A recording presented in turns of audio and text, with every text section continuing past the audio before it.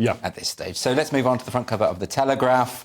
Lewis, you're an American. This is an American story. It's an American story. It's an American story. What's that? Is that a song you just made up? No, it's a real song. It's called An American Band by Grand Funk Railroad. Okay, well, it's a real thing. I suggest we don't do the show. We just listen to you singing for. You know what? There are people out there who are probably going to say, "Oh, I know that song." Yeah, you know? and you have the voice of an angel. I'm not denying it. But let's talk about the story on the front cover. The story is Biden can't remember when he was vice president, and this is tragic, really, or it's not tragic, or it's good news. But Joe Biden, this is commentary from the prosecutors who were checking whether they should prosecute Joe Biden in the same way they prosecuted Donald Trump. A little bit of fairness. Yes. And they said Joe Biden can't remember a thing. But then again, that's the best kind of defense, really. Yeah. It worked for Reagan. Ronald Reagan in Contragate. I forgot. I forgot. Yeah. And I'll tell you something, the Decemocrats, they don't care that Joe Biden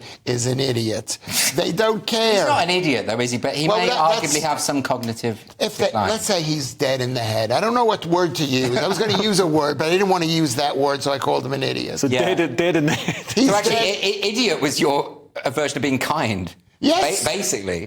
Being kind and avoiding being cancelled because you can't call somebody that word anymore. You can call him what you like. What do you think about this one, Leo? Yeah, I mean, I think it shows that Joe Biden is in no fit state to go into, to lead a country for another 4 years. I mean, he wasn't really much of a fit state this time around. You can see clips. If you see clips from him campaigning for the 2016, 2020 election, and the difference between then and now, just in a few years, like there's no way. I mean, would he even make it to the end of another 4 years? He didn't want another term. Like, we know this. He said he was a one-term president. And he's being poked and prodded by the people around him, by the entourage, just like the Rolling Stones being made to go on tour because everybody's got to pay a mortgage, you know? You know what it is? He isn't being poked and prodded. He's being run by his wife in the same way President Wilson back at World War I, for the people who know.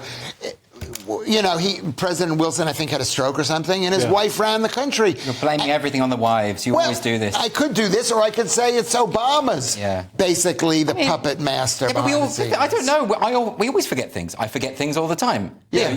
Can you tell me, for instance, when Paula Abdul released her single "Opposites Attract"? That wasn't a key part of my life. You don't remember, do you? In the same way... It's 1989, you forgot. You forgot. Yeah, but if I'd been vice president in 1989, I might be able to remember that. But then again, he doesn't remember anything that happened during his vice presidency, but neither does anybody who was there.